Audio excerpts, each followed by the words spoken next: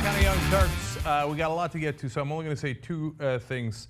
One is one tweet. Adon5 says, John's back. We missed him. The heck we didn't notice. He's like the king in waiting. Oh, really? Or inheritor prince of TYT. Oh, what do you know? Okay, if you say so. Let's have that be sooner rather than later. Okay. Well, I don't know about that. Okay, and TYTworld.com is where you can see all the meetups, including one soon in Ramallah. Okay. Really? Yes. So we have one in Eugene, Oregon, one in Orlando, and then New Orleans, Tampa, Portland, Maine, and Ramallah, West Bank. Wow. Okay. Wait, really? Yes. A meetup there? That's right. Yep. Wow, that would be awesome. Yeah, we should do a There's worldwide been tour ones someday. before, and Karima's going to organize another one. She went there. Oh, yeah. Which one? Well, if they win the TYT meetup contest, then we're going to Ramallah. Okay. Right now, Chicago's leading. Check out the leaderboard on TYTworld.com. All right. Yeah. Let's do it. Okay, more stories. The grounds of the White House have been infiltrated. Calm down. It's not like Al-Qaeda or Vladimir Putin or anything like that. It's an infant. The tiny little guy stuck between the fence poles of the grounds of the White House just as Barack Obama was about to address the nation about the upcoming airstrikes in Iraq. Thankfully, the snipers on the White House roof did not go into action. A Secret Service person just took the kid off the grounds and brought him back to his family. We have a quote from the Secret Service spokesman, Edwin Donovan, who said, "We were going to wait until he learned to talk to question him, but in lieu of that, he got a timeout and was sent on way with his parents." So that's good. They didn't do zero tolerance. The baby is alive and will probably be recruited by the CIA eventually. You have an early, oh, here's this. Yeah, you have an earlier. You have this story. I have this story because this includes a quote from Benjamin Netanyahu. I would have blown him up. That would have teaching them a lesson. Yeah, I mean, he knew. Like, Don't if you sanction that. yeah, No. you squeeze through. You're, I mean, he seems innocent, right? But I think they were just using that kid. Yeah. What does he know about tunnels into the White House? No comment. No, All right, yeah, no way to take a cute story, Ben. Exactly. Make it controversial. Thanks. I'm Thank not you. a parent, but both of you, like how do you just put it near the fence? Whatever, do what you want. Near the White House, because that's you don't. crazy. No, because you don't. That's because you're not a parent. Because it'll take a half a second, a quarter of a second. Like, oh, let me take care of the other kid. Oh no, he's on the White House. Oh, don't shoot, don't shoot, don't shoot. And how bad has it gotten in America that I'm so relieved that nothing happened to the kid. Yeah. Like, I just imagine a kidding sniper aside- sweating on the roof.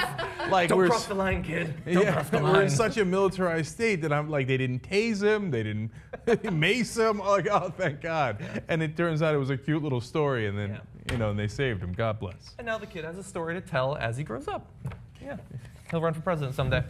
Okay, more serious news, unfortunately. The New York Times has released an editorial laying out the fact that they will now refer to enhanced interrogation techniques as torture when they believe that they're actually torture. Now, for a very long time, as revelations about what the CIA has gotten up to in black sites and even close to home in terms of how they get information from suspects have come out, this entire time they have refused to use the word torture. We're going to read a little bit from that editorial explaining why they decided to make this shift. They said, when the first revelations emerged a decade ago, the situation was murky. The details about what the CIA did in its interrogation rooms were vague. The word torture had a specialized legal meaning as well as a plain English one. The Times described what we knew of the program, but avoided a label that was still in dispute, instead using terms like harsh or brutal interrogation methods. But they go on to say that they now believe that they can move past that. It's pretty clear what has been going on now that we have much more information being released by the CIA. So from now on, the Times will use the word torture to describe incidents in which we know for sure that interrogators inflicted pain on a prisoner in an effort to get information. And we know that that has been the case many, many times, sometimes hundreds of times with this same prisoner or suspect. I mean, what a frickin' embarrassment for the paper of record of the United States of America. It's a shameful day, and that's a shameful editorial. And Dean, I can't remember, Baquet, is that how we say it? I think Baquet? I think it's Baquet. Sure. But it's funny, I knew how to pronounce his name when he got the job a month ago, and 2 months ago, I've completely forgotten. Every other news organization figured this out. You got handled by the Bush administration prior to the war, played an enormous role in this complete mayhem that is now happening. I mean, like, we as the United States bear responsibility for the Yazidis on that mountain for creating this predictable and impossible dynamic. And you guys got played. You should have some sense that you were played. And they sort of continued to get played because it was so offensive to them that they got played, that they were so careful each and every step of the way. Do your job. Report. You failed. It was a giant failure. It's one of the biggest failures of serious American journalism in my lifetime. And maybe ever, or certainly in the last 50 years, that we have dropped the ball like this. And now, what do you want, a pat on the back? You don't get a pat on the back. Nobody should read you. Everyone associated with it, who really was associated with it, should have lost their jobs. I don't know if I would call this the biggest failure of American journalism in our lifetime, but I think that the reason— What's bigger? I think the reason that it feels that way is because there was a certain amount of trust that was placed into this paper that was beyond anything that we see in general, media. The journalism failure in the run-up post 9/11 is the biggest failure, and I think that's going to be tough to beat. Yeah, perhaps. And the that's New York the case. Times, because they're the New York Times, played a critical role in that failure, maybe the leading role, although certainly you can't That ignore definitely what was. happened on I'm not sure television. if calling torture, not calling torture. No. I mean, He's putting that in I'm context. doing the whole thing that at the very least, what should be here is, man, here's the editorial we're going to write.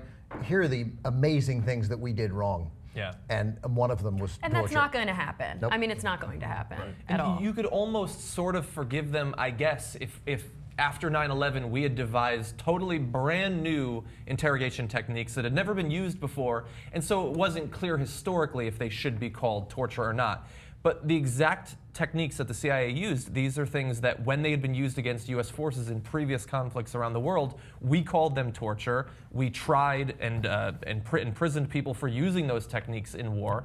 And then suddenly when we wanted to use them, when we thought it would generate actionable intelligence, it was suddenly not torture anymore. The New York, I understand why the administration might be willing to ignore history in that way, but the Times should not have. They knew what it was back in the 40s, 50s, 60s, and they should have reported on this that. just harkens to any place where there is no free press. I mean, that's what this feels like. This feels like a state-run newspaper at this point. When they're going to wait until the president himself makes a comment before they look at that as if it's truth, there is no reporting being done there. And a giant Senate intelligence report. Exactly. It's 2014. Exactly. And as the Vox piece that we have here says, that Baquet still won't admit the paper made a mistake by denying the obvious. Like, like you goofed it. By the way, it's not even on you. You weren't even there. So you had a freebie. And that's just such like an American thing to do, is just to no apologies, just move forward. But then it's like, how are we supposed to trust you as a legitimate source for news after this? You know who called it torture? McClatchy. And they hammered the New York Times day after day after day after day after day, month after month after month, year after year. McClatchy did a terrific job in covering it, and there's still some great journalism in America. In this case, the saying of better late than never does not apply, because the whole problem with this is twofold. One is, as all these guys have pointed out, we expect better from the New York Times. Television was a disaster, right? Everybody was cheerleading, literally waving the American flag and all their graphics, but we expect TV to be fairly dumb, right? And we expect them to bow their heads, part of the huge conglomerates that they are. At the time, NBC is owned by GE, which is a defense contractor, and it goes on and on and on. The New York Times is supposed to be better than this, but instead what we have here is them saying it once it becomes safe to say it. And John is right, there is a legal and technical definition of torture, and we know that it met it because we prosecuted people for this same exact crime and called it torture before. So it was not in dispute. The only reason it was in dispute is because they started playing the he said, she said games. Republicans say this, and Democrats, of course, say nothing, right? And so the New York Times got scared, and they did what the government wanted them to do, which is Kara's point. And that's the biggest crime of all here. And it goes to Ben's point about context. What did they do? They put Judy Miller's nonsense on page A1, headline after headline, weapons of mass destruction, oh my God, they're coming, mushroom clouds, etc. By the way, they had some decent articles that were buried, and I remember Ben and I covered it as it was happening in page A17 and A27 about, are those tubes really for weapons? And maybe it turns out, no, not really, right? Let alone the fact that they did not put headline after headline saying that Saddam did not attack us on 9/11, as 70% of the country thought. 7 out of 10 people, when we invaded Iraq, thought that Saddam had personally done 9/11. And if you're the paper of record and you were part of that great misinformation tactic, then at least you had the obligation to call what we did afterwards torture when it was clearly torture, but you didn't because you were scared and you bowed your head to the government. So now that it's safe and the president has finally called it torture, and there's a giant CIA report in the Senate Intelligence Committee about CIA saying it did not help, it did not work, and it was torture. Finally, after the government sanctions it, you turn around and say, oh, okay, it was torture. It's not better late than never. No, it's bullshit. And what I think a lot of people don't understand is the New York Times in this situation historically is the rate limiting step. This is a paper, like you said, it's the paper of record. It's the beginning of the funnel. It's the primary source material. And so much reporting comes out of that. They directly influence what is in the heads of the American public. And that's why this is so gross. Every news network reads and it starts the day by reading the New York Times. Or during that era, they read Drudge. It's not even a joke. Yeah, right, well, that's the sad part. And he didn't refer to it as torture either. Yeah, I mean, what a giant pussy. Them, the paper, like what? You can't even. It's 2014, and the legal definition, by the way, that's for lawyers. Journalists don't have to follow that definition. Other journalists got around that definition because they knew what torture was, and you could have said what appears to be torture if it was so difficult for you. There's a lot of ways around that. And they didn't, and they were afraid. And as Cenk said, and as soon as you said, Cenk, who do you think I thought of when you said when it was convenient? Now they're coming out against it. And then instantly I thought of who?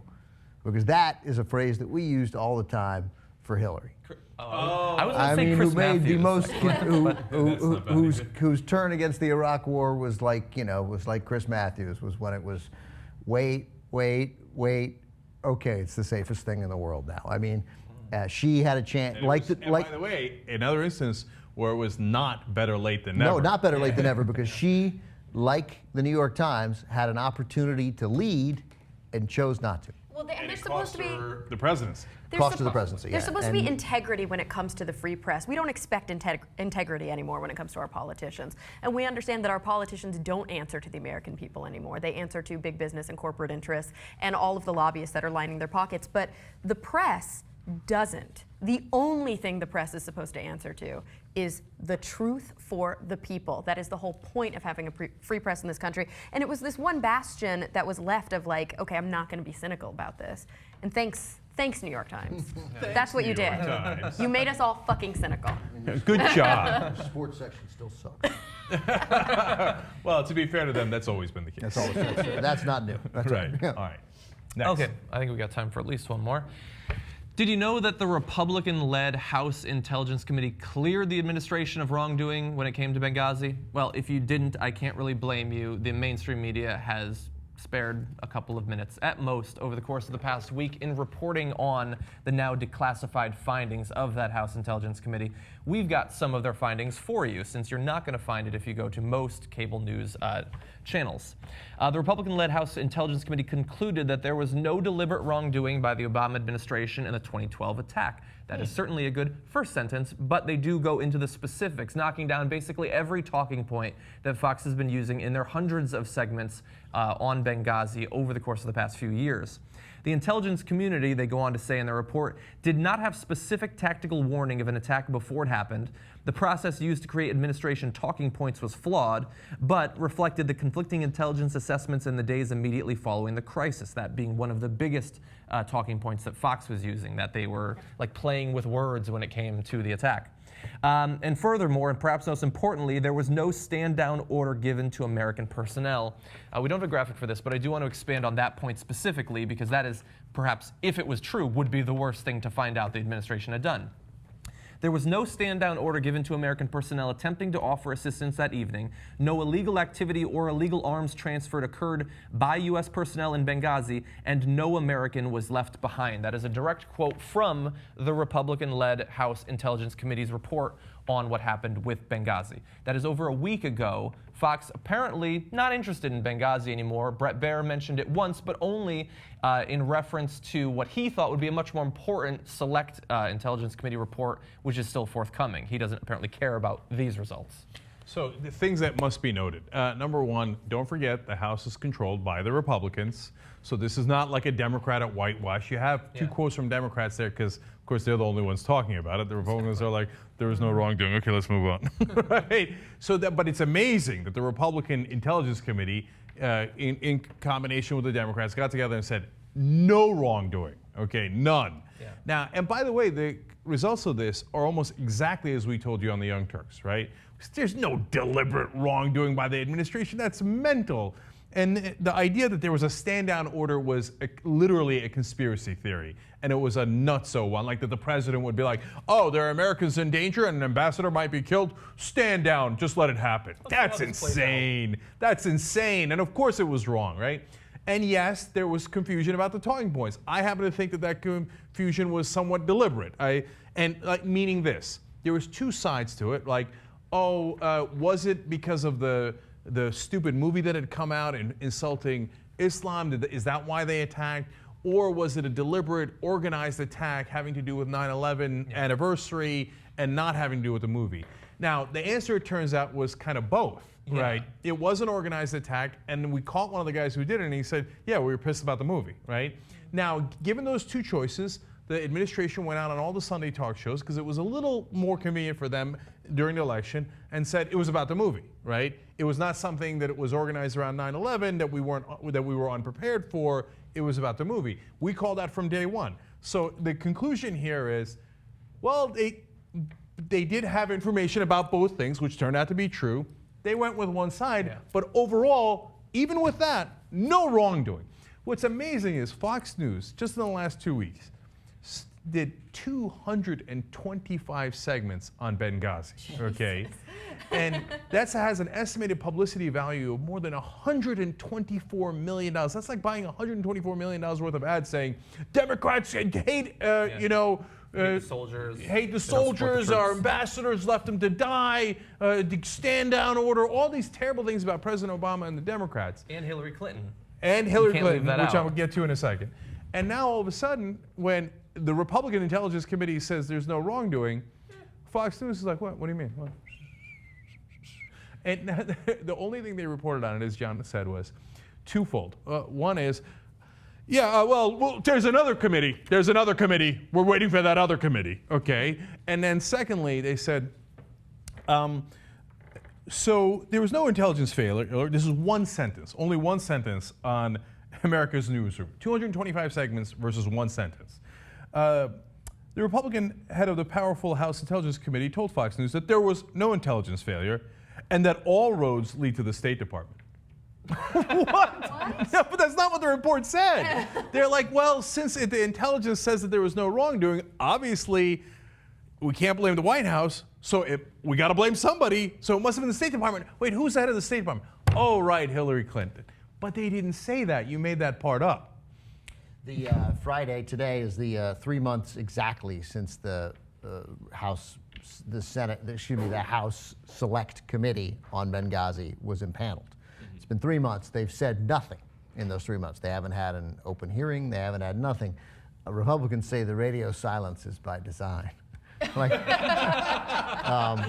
I'm reading from The Wire, but it's great because at the very least, like they got trumped. Like it was a mistake to say nothing. What they should have said is 10 days ago said, we are in the middle. We have we have big information to release, and they didn't do anything like that. But they, of course, will, that report from those guys will come out on October 20th, I would guess. Something like that. Yeah. So I want to ask a question. And it of will you guys. say that everything goes to the State Department. Because you guys do this every day. I come on periodically. You guys do this every day. Why should I really care about this story? Like, do you think that the average American that Benghazi is even still a word that's in their consciousness? Okay, so two things about that.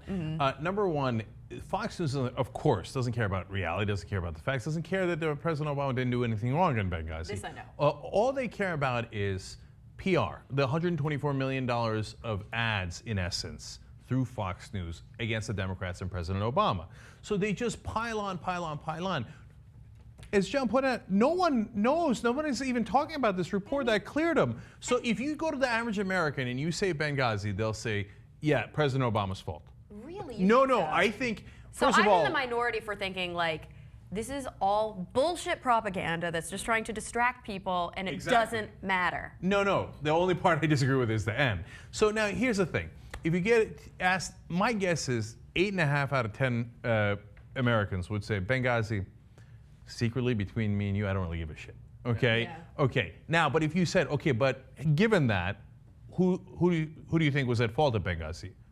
9 out of 10, well, that's not fair because some Democrats will defend Obama, but a significant majority, 7 out of 10, will say it was Obama's fault. Really? I think so because they don't know that the House Intelligence Committee cleared them. All they know is Benghazi, Benghazi, Benghazi. It's like nobody, who else is at fault? I mean, you see the framing of the question? Anywhere near the United States was at fault in this. Yeah. I know, but nobody knows that. It's just crazy to me. Something that may support what you're saying is, I totally agree with you. That's why we cover it. Is that so many people falsely believe that either Obama or Kerry or whoever, Hillary Clinton did something wrong. I do think if you asked conservative Republicans in America, many of them would say, yeah, I'm familiar with Benghazi. Damn Obama, that son of a bitch, she fucked up. Now the question is, does that actually affect how they vote? Probably not. They already hated Obama, I would imagine. I don't think that it's really affecting them. But, and we also have to bear in mind, we covered this a few months ago. It was very interesting. They did a survey, and they asked people stuff about Benghazi, and then they asked them what country it was in. Most of them had no effing clue what country it was in. They thought it was in the Caribbean or South America or Russia or something like that. But he's not the same people who think that Obama is a Kenyan and that 9/11 was an inside job. No, but you have to remember, independents are not what the pundits in Washington say they are. Like really deliberate, thoughtful Americans who are weighing both sides of the issue. Yeah. No, they're people who generally don't follow politics. Nothing against them, they just don't follow politics. So all this stuff is nothing but just ads. So it's ads that go to their head, and they don't know that there's nothing behind Benghazi. Look, that's $124 million worth of ads, the equivalent of that in just 2 weeks. But in reality, they've been doing this for 2 years. That's billions of dollars of ads saying that Obama is wrong on Benghazi, the IRS, Fast and the Furious, all disproven. Every single one of those disproven massively. But they all count as negative advertising. Sure. Obama's bad, Obama's bad, To a Obama's specific bad. demographic. But when we talk about the equal and opposite networks on the air right now, there is not much conversation about Benghazi. After this report was released, we're not seeing a lot of media coverage at all on either sides. Do you think that that's because the Democratic Party, or I should say not even the Democratic Party line, but the mainstream kind of liberal media line has just been, if we treat it like a non-issue, it will go away because we shouldn't be giving it any conversation. They didn't talk about it before, so I think they talked about it before. no. I mean, Fox talked about it. 95% of the talk about it was in conservative media outlets led by that's true. Fox. I mean, they didn't talk about it to the extent that they talked about Right. it to an extent that it warranted talking about it. Right, and now that this thing came out, it's hard to find a story about it, to be honest. I mean, I'm trying to looking at stories to find out when the Select Committee is going to issue its report. Yeah, this is Media Matters. This is like a Yeah, so watchdog barely kind anybody of. came out with it. And by the way, you can't find one Republican quoted. I mean, the Republicans lead, obviously, the Intelligence Committee is not as weighted as other committees, but it's still led by Republicans because they control the House. And every quote here is from a Democrat. Like, there's no Republican. They issued that report on a Friday, a week ago today. Yeah, it was like in a news and then they whatever. scooted out for the weekend, and nobody's been available. And it doesn't appear that anybody followed it up this week by going to the chairman of the committee and saying, so. Yeah, but this goes to our New York Times discussion, right? I think that they owe it to people after this huge, long conversation to run headlines I agree. on every one of these to say Republican-led House Intelligence Committee says absolutely no wrongdoing on Benghazi. On the IRS scandal, they should have done the same exact thing. It turns out huge headline, IRS also investigated progressives, no scandal whatsoever. Yes, and the right? editorial line should be, let's put this to bed. Yeah. Right. So that we can finally focus on Vulturemax. Okay, so by the way, Vulturemax is finally catching on online. And it's about time that the Republicans had to answer for their controversy. And I think their abuse of power and the unconstitutional nature of what they did regarding Vulturemax is outrageous and needs to be investigated. Yeah. Let me read a couple of sentences here and then we'll go. Like an earlier report by the House Armed Services Committee, the Intelligence Committee found there was no stand-down order, as we read, by the U.S. Committee in Tripoli, military command in Tripoli, which sought to support Americans under fire in Benghazi. CNN reached out to Intelligence Committee Chairman Mike Rogers for comment on the panel's report, but did not receive a response. So I mean, literally, they're calling a guy up for re-election as all come on TV. All of a sudden, you can't. Mike Rogers, he's always so hard to book. Mike Rogers. Yeah, Mike Rogers has an apartment inside Face the Nation. And all of a sudden, where's Mike Rogers? I can't find him. Oh, where he is, yeah. Probably cheap. And by the way, they also couldn't get him to comment about Vulturemax, which is understandable. Okay. All right. We're out of time in the first hour. When we come back, the legendary Nina Hartley will join us, and we've got some fascinating stories, including about man-on-dog sex by Baptist leaders. Attempted. Well, God knows what he's done in the past. Right. Literally. Okay. We'll be right back.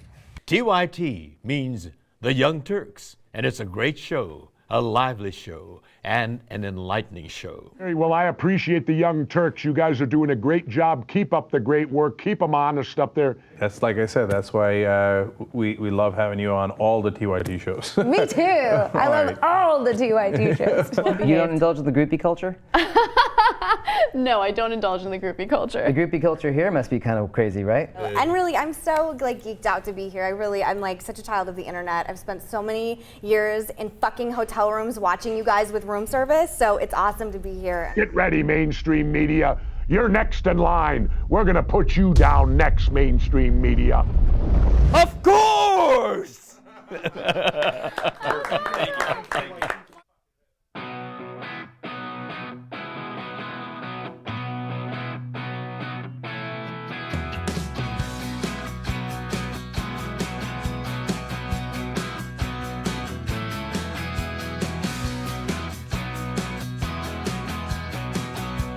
I think I went Benghazi.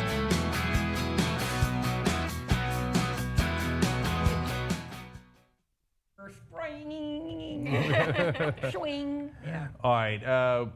Member number 2766 is Christopher Phillips. Member number 335 is Gerald Mertig. So thank you guys. We appreciate it. And everybody check out the show on hulu.com/The Young Turks. Okay, that's a nice half an hour approximately version of the show, top 5 stories of the day, hulu.com/The Young Turks. It's very exciting. It is. We also have an exciting thing that's coming up very soon. It's going to be sponsor-based, which is awesome for us and the show, but where you guys are going to get to win a prize. Okay, Yay. so it's going to be kind of American Idol-ish. Are you picking the prize? Are you designing the prize? No, you guys, the audience will be designing it, and then Anna, me, and I think a couple other people will be on the committee to decide. Do I get to compete, or does it have to just be fans? No, well, I don't know. I competed for American Idol. Did you guys did? know that? Oh, really? Season 2 made it You all the sing? way, and then You can sing That's too? funny. I Wait, competed where? for Survivor. really? Yeah, I did. So funny. I'm always so nervous somebody's going to find the old tape.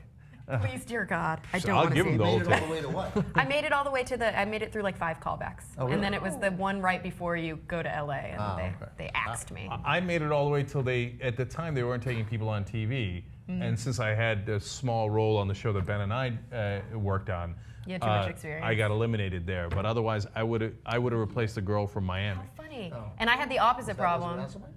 No, I think it was a black girl in the first season. Oh, okay. I had the opposite problem, that I was totally camera shy and not at all good on TV. I was just, I sang, and then I was, I don't want to talk to cameras, and I don't think they thought I would be very gotten over yourself. compelling. Yay. Yeah, I was young. I was 16 at the time. Oh, goodness I know. gracious, yeah. Oh, There's stories. Nina, have you ever worked in front of the camera at all? Yes, I have actually. I think you'd be good at it. I do. I have, I do. You should give it some thought. you have to have a very thick hide and no shame at all. All right, let's do it. Here we go. So, a South Carolina mother called the police on her 15-year-old son after she came home with her 2-year-old daughter. Her 2-year-old daughter turned on the television and saw porn playing. Her son was actually in his bedroom at the time, but she knew that he had been up to no good before he went to his bedroom. So she called the police on her son, claiming that he had had some bad behavior previously and that she didn't want her daughter exposed to this kind of viewing. I don't want that I don't son want my daughter exposed to that exposed- mother. Exactly. I Right, don't yeah, want those kids exposed to that mother. How toxic. So the police came. The sheriff's office claims that they did not issue any citations. Nobody had broken any laws. She offered a voluntary statement. It was very important for this mother to go on the record. There's a hilarious quote from Lieutenant Kevin Bobo of the sheriff's office, who said, already funny. it's the best. It is unusual for a mama to call the police on, is it unusual for a mama to call the police on teenagers looking at porn? Yeah, it is. Yeah, it's My unusual. favorite parts of that are that he said mama. Yeah, I love it. Is it unusual for a mama? Well, it's South Carolina. Yeah, Good old South Carolina. And the second favorite part is the guy who said it, Lieutenant Kevin Bobo. Bobo. Okay, that's great. I Bobo's love watching that. out for the 15-year-old. Yeah, I and like that. So I got a 2-year-old daughter. Okay, if she saw porn, she would have no fucking idea what it is, right? So, like, she doesn't know. She doesn't know what anything is at this point. So, like, what are you freaking out for? Because it's not about the daughter; it's about you, Clearly, right? but Of course Yeah, it's and about, it's you're- about the fact she's yeah. losing control over her 15-year-old son. She's worried about what he's into. And this is, instead of parenting, she wants the cops to parent for her. Instead of saying things like, sweetheart, you're becoming a man, it's really important that you keep this in your bedroom. Yeah. And other people don't need to be part of this. That's just boundaries. How and much you want to bet that this lady is religious? Oh, in How South much you want to Carolina, bet that this bet- is a part of yeah. the conversation? Yeah, yeah. You know, let's take it a little farther. Like her husband, like her had sex twice. Right. She thinks her husband was watching it. He showed it's. I bet it's not just losing control of her son. It's like she's lost control of her husband, and he's looking at the porn, and everything is Blaming her son? everything is going. No, I mean he may have been watching it, but he learned it from his dad. Like I mean, because of course. From watching you, Because keep in Dad. mind, if he's watching porn and it popped on, let's assume that it was, we don't know whether it was a DVD, if it was pay-per-view, she can block it. Right. Right? That's true. She hadn't because Mr. Oh, I was going to say Mr. Bobo, but we like no. Mr. Bobo. The mother's actually, her name wasn't released by the sheriff's which is department. good because we don't want the kid's name out, so that's good. But There right, is no commentary anywhere in this article though that a father exists. And we don't know if Spartanburg. we don't There's know a if it's father there. hardcore. Nobody leaves. Maybe it's just softcore, and so it's just girls in bikinis or maybe a nipple. Oh my gosh! Yeah, I'm like it was HBO, or right? Cinemax or Because something. some people think that's porn. I mean, if you watch enough Spartacus or Rome, it's like, okay, there's some really great softcore on cable now. You've been watching Masters of Sex? Yeah. Oh, Master of Sex is hot. Yeah, totally. That's a really hot show. So we've had a decent amount of speculation in this story. But so let me tell you about my life. Okay. All right. So when I was 15, first of all, right before 15, and when I was 14, we didn't have a VCR. There was no way, and we didn't have cable. There was no way I can get any kind of tits on TV except PBS. Right. So every once in a while they'd have some like Roman thing, and you'd see a nipple. And I mean, I watched PBS religiously, like, to try to get, because once I saw it, and I was like, oh my God, I saw a nipple, oh my God, I'm so excited, right? And then I had to watch so many hours of boring PBS to try to get to that nip Like, you had again. to learn some stuff and then get a nipple as a Like, treat, as a Great kid treat. programming The only strategy. 12-year-old watching the McNeil Lehrer NewsHour. I'm like, when is this McNeil gonna Yeah. take his top off? Please, Jim Lehrer, show me your cock. So then finally, when we got a VCR, okay, all I did was watch Nina Hartley. Thank you. I was there in spirit, but if I'd been there in person, I would have arrested my ass. I mean, on Nina Hartley alone, I would have gone to Rikers based on this mom. Okay, and God, the number of times my parents probably caught me is just probably an embarrassingly high number. I used to keep the porn in the living room, like underneath the couch, because I needed it in case of an emergency, right? That's the really crazy thing about this story. Like, it's 2014, and yeah, it's South Carolina. I don't know, maybe it's a poor neighborhood or whatever, but like, don't most 15-year-olds have iPhones now? Yeah. Like, how's why aren't he you watching it doing this TV? on your phone in bed? Like, be smart about it, kid. The problem with, of course, so-called free porn is why I want to think that it's a DVD. Of course, they don't understand that also downloads malware can fry your motherboard. Okay, don't do that, 15-year-old kid. No, It's bad. It's a terrible free idea. porn, besides the fact that free porn means I don't get paid, which means I don't get to pay my rent. Yeah. Free porn also comes with all sorts of bad stuff. Besides any bad porn, as in boring, as in repetitive, as in shallow, superficial, bland, juvenile, infantile, servile, stupid. Tell us how you really feel. For the record, though, For the record. it's still porn. It's still porn. Boobies! But free porn, I've had a friend with a Mac and a friend with a PC, both of when they took them to their fix-it person said, wow, what did you do? I've never seen a hard drive fried so badly. And with all the stuff, so free porn, bad for you. So look, as an employer here at TYT, I don't care what you watch, and sometimes we literally have to do it for work, but under no circumstances should you be watching porn at work, not because I care about the morality of it, because you're gonna fuck up expensive computers and I'm gonna get really, really mad. At home too, I'm like, no one is allowed to watch porn on my computer. I need it to be super fast, and I can't have people fucking around with it, literally. No, except for you. Yeah, well, no, I never, because... It's all snigger, but it's actually quite a true thing. I mean, people like looking at naked, we've all read Sex at Dawn, and sexual sounds are very, very attractive. And of course, humans want to look at other humans having sex. It's sort of natural. And our culture makes sex so weird that it, I think, become hyper, interested in it. It's more interesting. So I understand the you know what? They cannot do it on your computer because you're providing them for work, but if you want to lose your computer, hey, watch all the free porn you want. Yeah. And the other thing is, let me go old school here, because when I was growing up, porn was done right. Okay, the reason they call it the golden age of porn is because they actually made movies. Now when you go on, it's just like this large balls and slapping the thing, and there's it's like close-ups. You don't even know who it is. You don't know what's happening. Like, I know I'm old school. I am, right? I want to know. Is who's doing it? Like, is she a nurse? Is she a secretary? What's going on? Okay. Like, I mean, look at that. It's secretaries something to be said for. Don't a lot of people Yeah. just watch porn to get off? Like, you don't need an hour and a half of porn. You need 10 minutes. 10 minutes of porn. Yeah, That's I need it. Like, I liked sitting back, popcorn. Like, See, my problem with the golden age of porn, the golden age, the 70s, was a dark and furry place. I hear you on that, and I've seen it all, right? But I'm talking about exactly when I was growing up, 82 to 80. Still movies, yeah, for the most part, movies, yeah. Yeah, it was still movies. It cleaned up a little bit, and the porno mullet, yes. Yeah, sure. But people, you knew the scenario. And I think I'm very anti-guy for this. Like, guys I just want to see her tits and blah, blah, blah. I get a lot of my fans, there's a half of them who have the best blank I've ever seen. The other half are, I love the movies and the stories and the fact that you seem to like what you're doing. And it does probably have, there's a generational difference, yes, too. No I mean, question. like you said, during your golden age, I was that kid who wouldn't have recognized what I was seeing on TV. Right. Not that I grew up with an iPhone, I'm 30, but I did have a cell phone when I was 16, and I couldn't look at porn yet on a cell phone, but by the time I was in college, I could. By the time it was already 2000. Yeah. Get out! Get out! You are so young. I'm 30 years old right now. But a lot of your viewers are too. They're my age or they're in their 20s, and they watch porn differently. Totally, for sure. Yeah. And you can, and let's clarify, you can watch paid porn on the internet. Like, you can use your computer or your phone, and you can pay a rate so that the workers in the porn are getting paid. And the workers in the porn are guaranteed of age, because when you're watching porn, if it's coming in from Moldova, we don't know how old these people are. We don't know. Were they paid? Are they imprisoned? We don't know. So when you buy American-made porn, you know that the people on camera are of age, gave consent, have been tested, and were paid.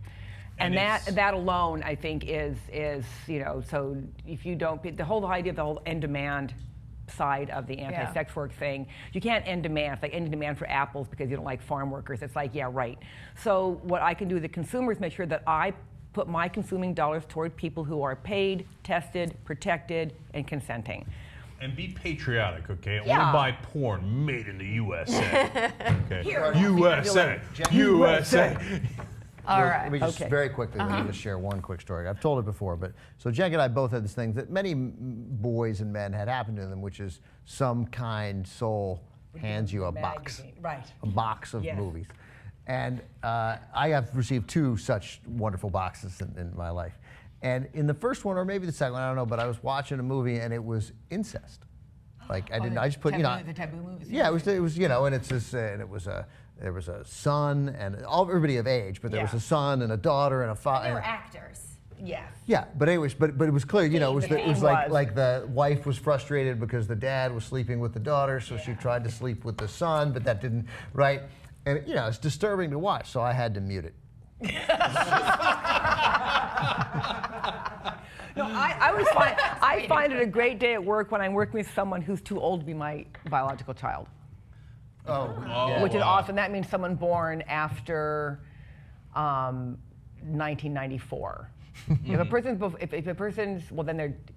I'm 55. I'm 55, and so I think my childbearing years would be 18 to 45. So I work with a lot of people who are young enough to be my child. I could totally have had a child 30 years ago. And I tell people, as I'm old enough to be your mom, but I'm no one's mom, so it's not creepy. You know, and these are all actors, and I don't do incest themes myself because it's creepy. It's like, yes, I'm older and you're younger, and that's all the power dynamic that you need. Right. Need That to add is on. definitely an interesting conversation to be had. I'm not sure if we have time to really have it here, but this conversation about the fact that there are things that are clinical, there are things that are, I think indicative of illness in a population, and there is always an argument. Should you allow for an outlet where they are actors, where they are tested, where it's a healthy way for people to be able to get those kinds of things out of their system by watching that, and maybe not perpetrate those kinds of crimes? Well, let's say I'm going to hire you to portray, and here's I want you to wear this dress, and I want you to call me this name, and we're going to pretend. Yes, I remember a Law and Order SVU all about this, where they could age down women. So there'd be 18 plus, but they would use CGI to age them and make them look younger. So nobody's actually being harmed in making that pedophilia porn. And of course, some people argue this is going to make more people pedophiles. Yeah, but the evidence is exactly the opposite. That it actually reduces incidents of pedophilia. Yeah, it is exactly. All right, even though we have one more porn story, let me do one more lighthearted porn story from my life. When I was younger, I watched so much porn that there was even a Mankiewicz in one of the porns. Okay, and you want to talk about creepy? Okay, didn't I tell you this? No. So no, it wasn't an actual Mankiewicz, but it was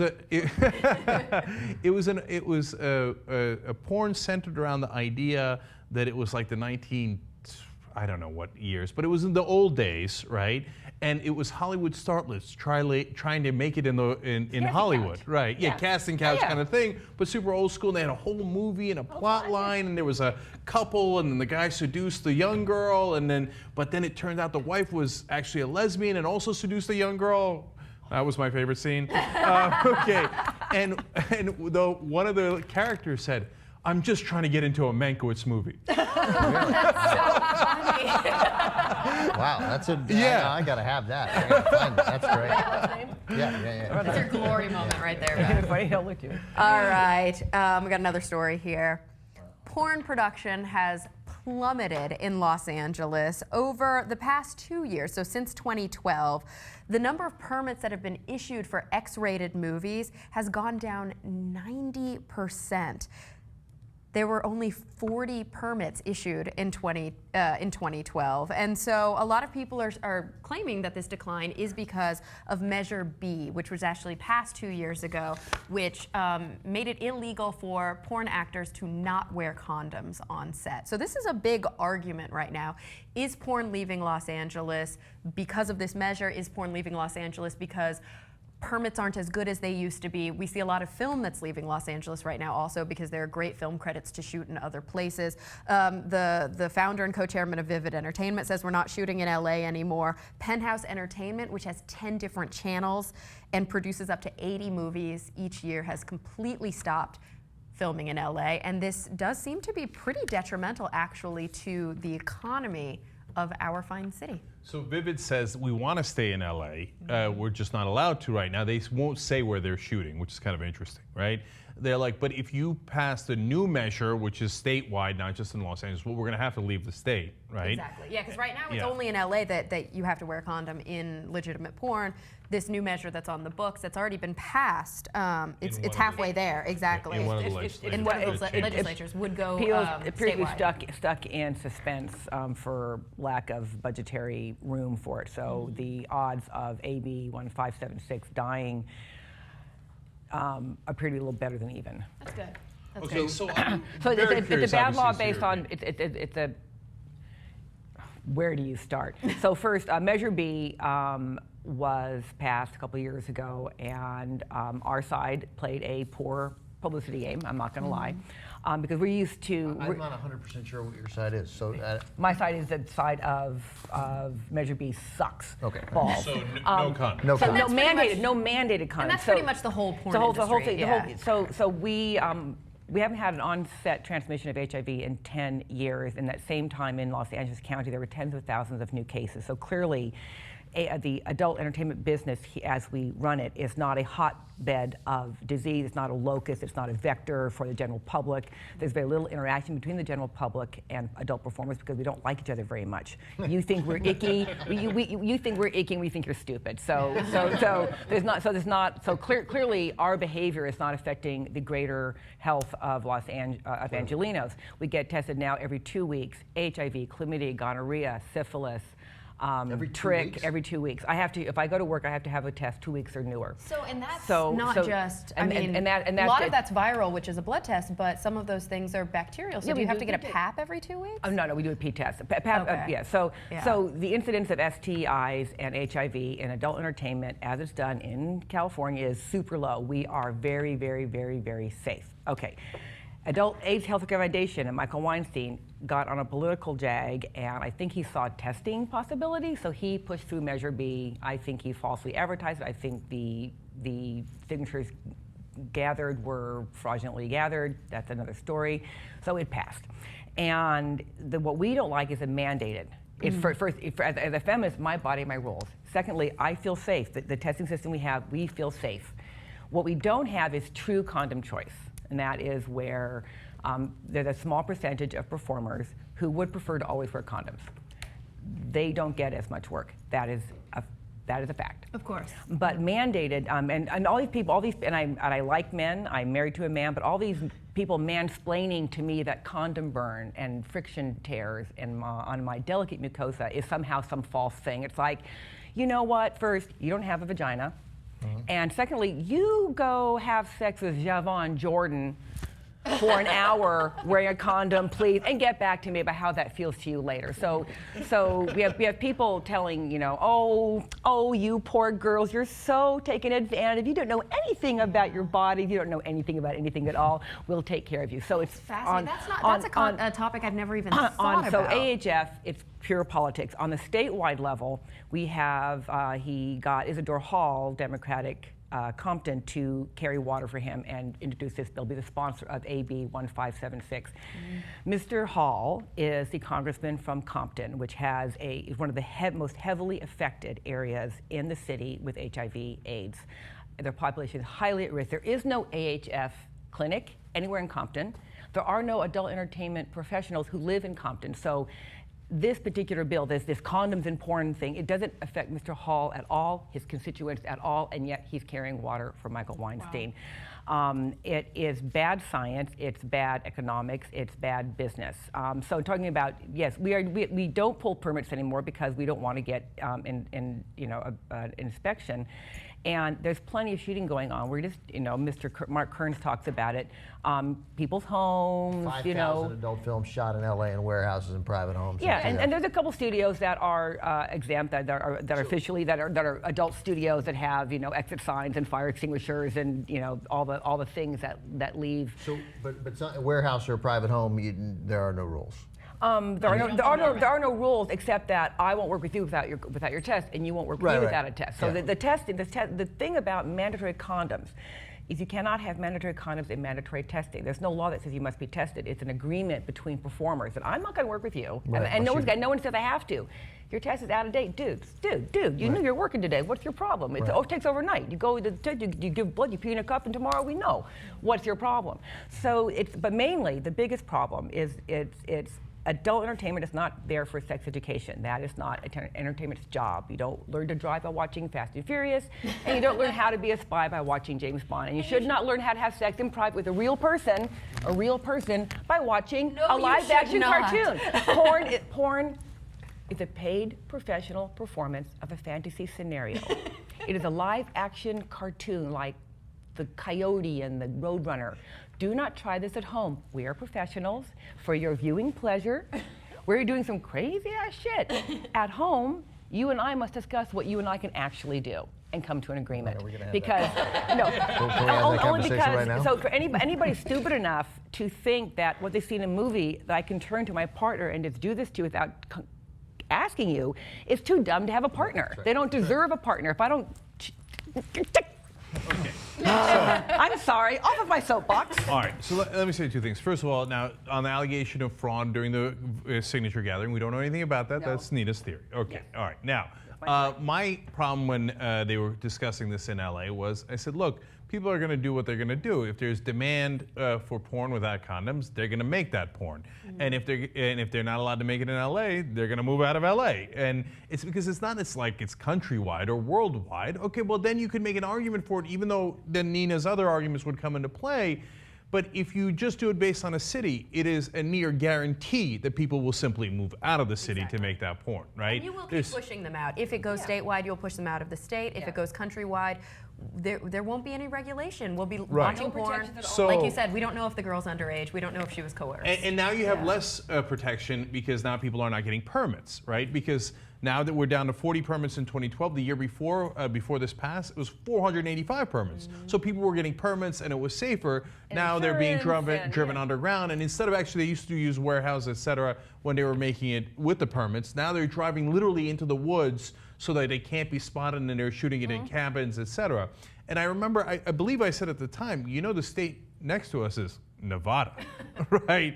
I mean, obviously they're going to go to Nevada, right? And prostitution is already legal in Nevada. One small corner away from Vegas. So Vegas has gambling, and northern Nevada has legal prostitution, and the two are. And I have a friend who actually worked in one of the legal cat houses, and she developed a latex allergy from the constant condom use. You get latex. Her everything blows up in a bad way. Right. She's gonna have to work in Nevada. Yeah. And right. But to Nina's other point too, like, hey, listen, man, like, please don't be stupid. Like, you want to enjoy the movie without a condom. We get it, right? And some people enjoy it with a condom. Some people don't care at all, right? You want to enjoy, but in real life, of course, use a condom because you're not in the middle of a porn shoot. No, and I just met this person. I mean, I wouldn't. In the movie, we just meet at a club, in a bar, and in the bathroom. Oh my gosh, stuff happens. In real life, that doesn't happen. Doesn't happen, and nor should it happen, and nor should it happen. If it does happen, you should have a condom. If it does happen, you should stop drinking. There's that problem. I would continue drinking, but I would have the condom. But so the somehow the sex in porn is real, meaning it's real genitals and action, but everything else about it is artificial. The who, the what, the when, the where. That is fake. It's a falsity. It is not meant to be emulated. Yeah. That's a good point. All right. I believe we're out of time, right? Are we? Oh, that's sad. Okay, we had other good stories. Yeah. All right. We did the screen. I want that thing about the art and the cheerleaders. Okay. You want to do the screenshot? We can do that. All right. Let's go crazy. Let's do one last story.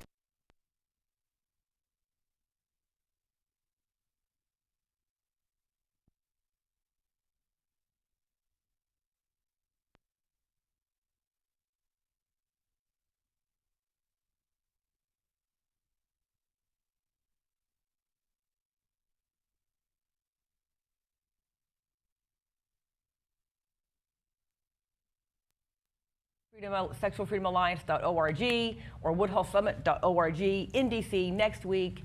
I'll see you there. Does nonsense happen there? Like, is it like, I mean, it's a sexual freedom summit. Nonsense in people's rooms after the thing's over. Who knows? We did have an impromptu 10-person sex party in my room last year. Oh, Jesus. All right. Well, you just sold out the place. And everybody check out Talk Nerdy with Cara Santa Maria, carasantamaria.com. Thank you so much, everybody. Have a great weekend. We'll see you on Monday. Bye-bye. You liked that, didn't you? All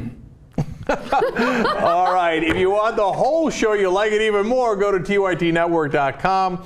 Go under Member Options, and you can get the whole show anytime you like.